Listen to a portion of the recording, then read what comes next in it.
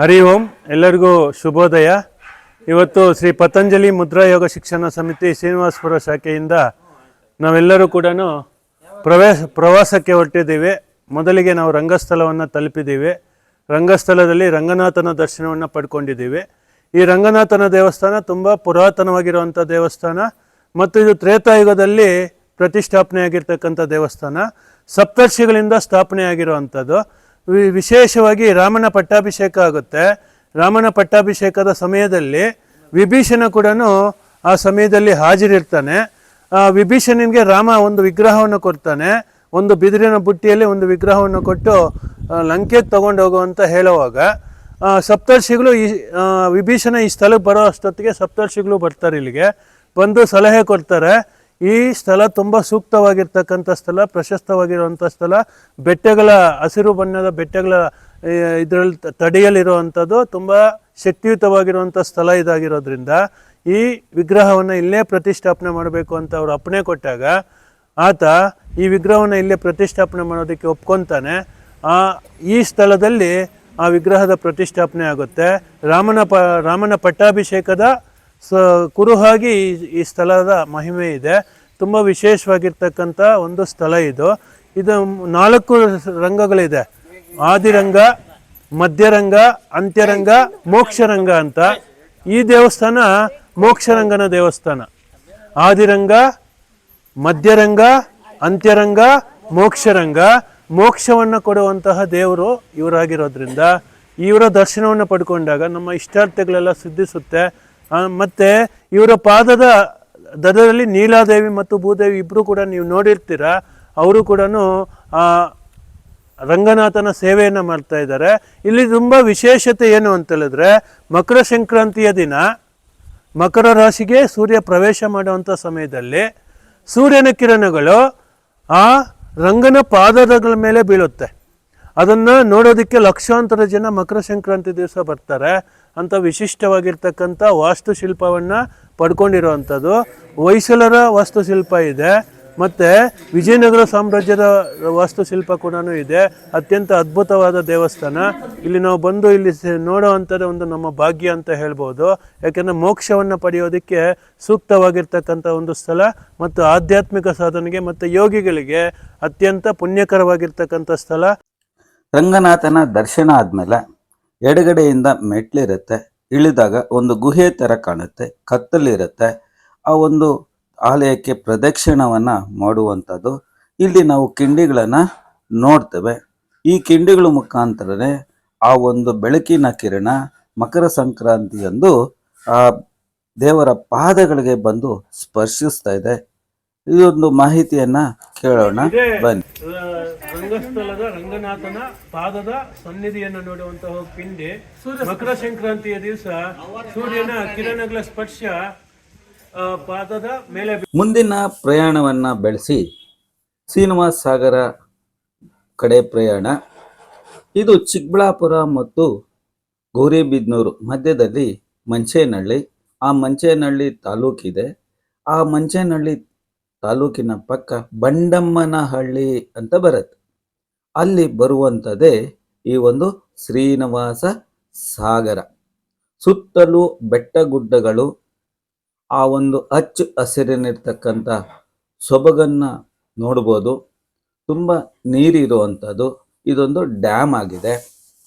ಉತ್ತರ ಪಿನಾಕಿನಿ ಈ ಬೆಟ್ಟಗಳಲ್ಲಿ ಉದಯಿಸಿ ಈ ಒಂದು ಡ್ಯಾಮಲ್ಲಿ ಬಂದು ಶೇಖರವಾಗುತ್ತೆ. ಸುತ್ತಮುತ್ತಲೂ ಅನೇಕ ತೋಟಗಳು, ಗದ್ದೆಗಳು, ಹೊಲ, ಈ ರೀತಿ ಅನೇಕ ವ್ಯವಸಾಯವನ್ನು ಮಾಡುವಂತಹ ಒಂದು ಪ್ರದೇಶ ಇದಾಗಿದೆ. ಇಂತಹ ಒಂದು ಜಲಾಶಯಕ್ಕೆ ನಾವು ಬಂದು ಭೇಟಿ ಮಾಡ್ಬೋದು. ಇಲ್ಲಿ ಮತ್ತೊಂದು ವಿಶೇಷ ಏನು ಅಂತಂದರೆ ಸೂರ್ಯೋದಯ ತುಂಬ ಅದ್ಭುತವಾಗಿ ಕಾಣುತ್ತೆ. ಹಾಗಾಗಿ ಬೆಂಗಳೂರಿನಿಂದ ಅನೇಕ ಜನ ಬಂದು ಇಲ್ಲಿ ದರ್ಶನೀಯ ಸ್ಥಳ ಆಗಿರೋದ್ರಿಂದ ಇಲ್ಲಿ ಜನ ಎಲ್ಲ ಬಂದು ನೋಡ್ತಾ ಇದ್ದಾರೆ. ಹಾಗೆ ಸೆಲ್ಫಿಗಳನ್ನು ಸಹ ತಗೊಂತಾ ಇದ್ದಾರೆ. ಇದಾದ್ಮೇಲೆ ನಮ್ಮ ಮುಂದಿನ ಪ್ರಯಾಣ ಗೊರವನಹಳ್ಳಿ ಲಕ್ಷ್ಮಿ ಆಲಯ. ತುಂಬಾ ಪ್ರಾಚೀನವಾಗಿರುವಂಥದ್ದು. ಆ ಒಂದು ಹೆಣ್ಮಕ್ಳಿಗೆ ಸೆಂಟಿಮೆಂಟ್ ಆಗಿರುವಂಥದ್ದು. ಈ ಒಂದು ಆಲಯ ಆಗಿದೆ. ಈ ಆಲಯದಲ್ಲಿ ರಂಗನಾಥ ಸ್ವಾಮಿ ಆಲಯಕ್ಕೆ ಬಂದು ನಾವು ರಂಗನಾಥನನ್ನ ದರ್ಶನ ಮಾಡಿದ್ಮೇಲೆ ಈ ಆಲಯದ ಸುತ್ತಲೂ ಅಂಗಡಿ ಮುಂಗಟ್ಟುಗಳು ನೋಡ್ಬೋದು. ಹೀಗೆ ಈ ಒಂದು ಆಲಯ ತುಂಬ ಪ್ರಸಿದ್ಧಿ ಆಗಿದೆ. ಈ ಭಾನುವಾರ ಆಗಿರೋದ್ರಿಂದ ನಾವು ಕ್ಯೂನಲ್ಲಿ ಹೋದಾಗ ತುಂಬ ಜನ ಇದ್ರು. ಈ ಕ್ಯೂನಲ್ಲಿ ಹೇಗೆ ಅಂತಂದ್ರೆ ಸುತ್ತುಗಳನ್ನ ಹಾಕ್ತಾ ಹಾಕ್ತಾ ಹಾಕ್ತಾ ಹೋಗಿ ಆಲಯಕ್ಕೆ ಹೋಗಿ ದೇವರ ದರ್ಶನ ಪಡೆಯುವಂಥದ್ದು. ಇಲ್ಲಿ ನೋಡಿ, ಮುಖ್ಯ ಆಲಯ ಇದಾಗಿದೆ, ಮಹಿಮೆಯಿಂದ ಕೂಡಿದೆ. ಹಾಗಾಗಿ ಹೆಣ್ಮಕ್ಳು ತುಂಬ ಜನ ಬಂದು ಆಲಯಕ್ಕೆ ಭೇಟಿ ಮಾಡ್ತಾರೆ. ಮುಂಭಾಗದಿಂದ ನಾವು ನೋಡಿದಾಗ ಸ್ಪೆಷಲ್ ಎಂಟ್ರೆನ್ಸ್ ಇರುತ್ತೆ, 100 ರೂಪಾಯಿ ಕೊಟ್ಟು ಹೋಗ್ಬೋದು. ಇದು ಮುಂಭಾಗದಿಂದ ನೋಡುವಂಥ ಆಲಯದ ದೃಶ್ಯ ಇದಾಗಿದೆ. ಇದಿಷ್ಟೇ ಅಲ್ಲ, ಇದರ ಮಾಹಿತಿಯನ್ನು ಸಹ ಇನ್ನೂ ನಾವು ತಿಳ್ಕೋಬೇಕಾಗತ್ತೆ.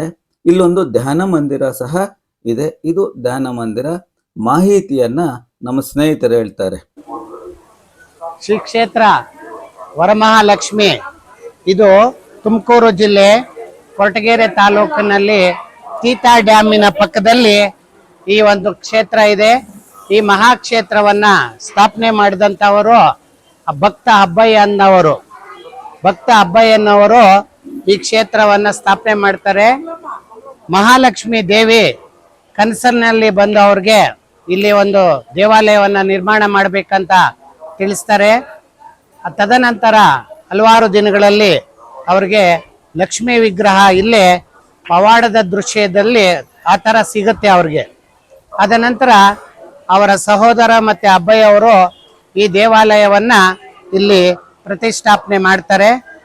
ಇವ್ರಿಗೆ ಸುಮಾರು ಈ ದೇವಾಲಯವನ್ನ ನಿರ್ಮಾಣ ಮಾಡಿದ್ದಾದ್ಮೇಲೆ ಸಂಪತ್ತೆಲ್ಲ ಒಲಿಯುತ್ತೆ.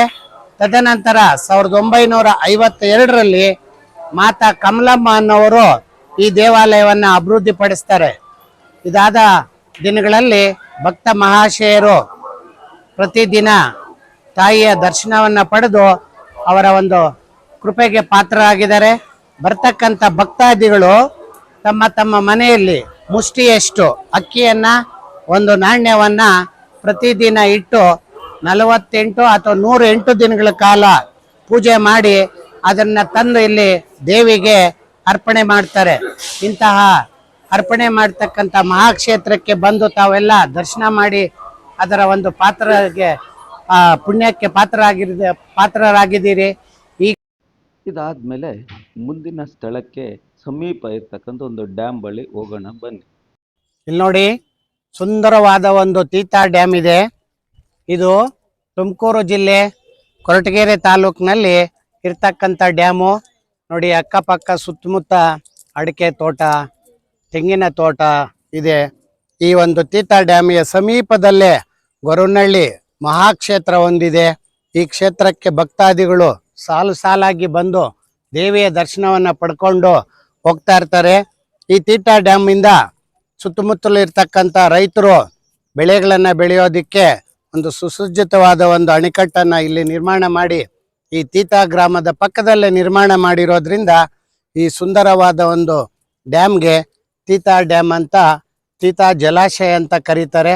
ಇದರಿಂದ ಸಾಕಷ್ಟು ರೈತರು ತಮ್ಮ ಬೆಳೆಗಳನ್ನು ಬೆಳ್ಕೊಂಡು ಅನ್ನದಾತ ನಮಗೆಲ್ಲ ಭತ್ತ ಅನ್ನ ನೀಡ್ತಕ್ಕಂಥ ಒಂದು ಸುಂದರವಾದ ಡ್ಯಾಮನ್ನೇ. ತುಂಬ ಚೆನ್ನಾಗಿದೆ. ನೀವು ಕೂಡ ಒಮ್ಮೆ ಬಂದು ತೀತಾ ಡ್ಯಾಮನ್ನು ನೋಡಿ ಮಹಾಲಕ್ಷ್ಮಿ ಗೊರವನಹಳ್ಳಿ ವರಮಹಾಲಕ್ಷ್ಮಿ ಟೆಂಪಲ್ಗೆ ದರ್ಶನ ಕೊಡಬೇಕು. ತುಂಬ ಚೆನ್ನಾಗಿದೆ. ನಾವೆಲ್ಲ ನೋಡಿ ತುಂಬ ಆನಂದ ಪಟ್ಟಿದ್ದೀವಿ. ಇದು ಒಂದು ದಿವಸದ ಪ್ರವಾಸ ಆಗಿದೆ. ಮುಂದಿನ ಪ್ರಯಾಣವನ್ನ ಮುಂದಿನ ಸ್ಥಳಗಳನ್ನು ನೋಡಲು ಹೋಗ್ತಾ ಇದ್ದೀವಿ. ಅದನ್ನ ಭಾಗ 2ರಲ್ಲಿ ತಾವು ನೋಡ್ಬೋದು. ಈ ಒಂದು ವಿಡಿಯೋ ಲೈಕ್ ಮಾಡಿ, ಶೇರ್ ಮಾಡಿ, ಸಬ್ಸ್ಕ್ರೈಬ್ ಮಾಡಿ, ಇನ್ನೊಂದಷ್ಟು ಜನಕ್ಕೆ ಮಾಹಿತಿ ನೀಡಿ ನೀವು ಸಹ ಭೇಟಿ ಮಾಡಿ.